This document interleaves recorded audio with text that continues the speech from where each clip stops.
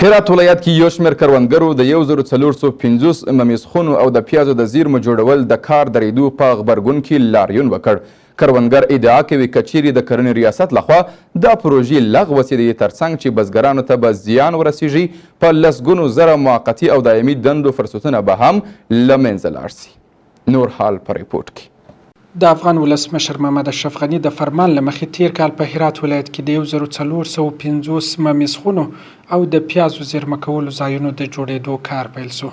خو د هرات ولایت د کرهنې او مالدارۍ خونې مسؤلین وایي اوس د دې پروژو کار په ټپه درېدلی او د لغوه کېدو خبرې هم اوریدل کېږي.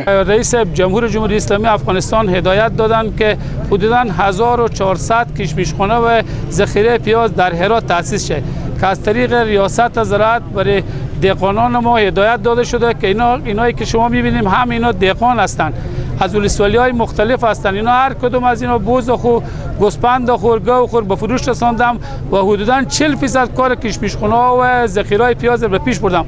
متاسفانه که در حال اعلان کردن که این پروژه در حال تعلیقه. هرات میشته کروندګر چې د ممیزخونو او پیازو زیرمه کولو ځایونو د کار درېدو څخه ناخوښه دي، د یو لاریون په ترڅ کې دا کار د خلکو او په ځانګړې توګه د کروندګرو په تاوان یاد کړ او زیاته کړه چې نه باید دا کار ترسره سي.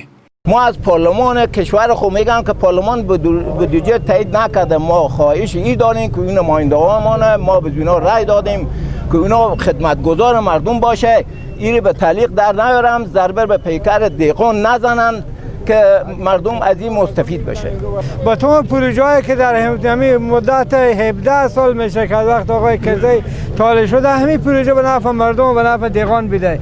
این پروژه را ما پارلمان افغانستان خصوصا کمیسیون ملی پارلمان ما نهایتا شکایت داریم. نماینده‌های مردم هم دهقانای هم از این بچی دهقان هم از درد دهقان خبر دارن، باید اونایی کار نمیکردن. وزارت مالیه کار تصویب کرد، رئیس جمهور تصویب کرد، پارلمان که بچه‌مانم اولادمانم این کار تصویب نکردم، رد کردم. بزګران د دې پروژو لغوه کېدو پړه د هرات ولایت د کرهنې په سکتور باندې وراچوي. دوی وایي د دې لپاره چې د همسایه هیوادونو د کرهنیزو توکو د وارداتو څخه بېغمه سو، باید د افغان کروندګرو څخه ملاتړ وسی. چرا پیاز ایران بخریدی؟ چرا پیاز پاکستان بخریدی؟ نکنم روی از اینا خدا ببینه. بدبخت شد همه حال پا قربان کردم برادر به همین دیقین. نکنم روی از اینا خدا ببینه دیگه کار آخر خوب کنم. امروز دیقین داره به داره تک تکیه. امروز ما یک به امید یک پیاز خونه که اقلا 10 من 100 من 5 کروڑ پیاز به قیمت علای بفروشه، امروز بیامد 50%.